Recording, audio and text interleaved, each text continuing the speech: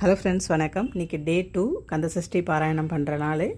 நல்லபடியாக இன்றைக்கி இனிதே சூப்பராக முடிஞ்சிருச்சு. ரொம்ப சிம்பிளாக தான் இன்றைக்கி பால் மட்டும் வச்சு இன்றைக்கி பாராயணம் பண்ணிட்டேன். இதெல்லாம் எதுவும் வச்சு படைக்கலைன்னா கூட பரவாயில்ல, சும்மா நம்ம பாராயணம் பண்ணாலே போதும். இருந்தாலும் நம்ம ஈவினிங்கில் சாமிக்கு படைக்கும் போது ஏதாவது ஒரு நிவேத்தியம், இப்போ நம்மகிட்ட அவல் இருக்குது, கற்கண்டு இருக்குது, பால் பழம் ஏதோ ஒன்று வச்சு நம்ம பாராயணம் பண்ணுறது தான் நல்லது. வெறுமனே விளக்கேற்றி சாமி கும்பிட்றத விட ஏதாவது நம்ம வச்சுருப்போம் இல்லையா, ஏதாவது ஒரு ட்ரை ஃப்ரூட்ஸ் கூட ஓகே. இப்போ பாதாம், பிஸ்தா, முந்திரி ஏதோ ஒன்று, இந்த மாதிரி கிஸ்மிஸ் கூட வச்சுக்கலாம். சும்மா விளக்கேற்றாமல் எப்பொழுது விளக்கேற்றினாலும் ஏதாவது ஒரு சிம்பிளான இந்த மாதிரி ஒரு நிவேதியம் வச்சு படைச்சிடுங்க. இன்றைக்கி நாள் எனக்கு நல்லபடியாக முடிஞ்சுது.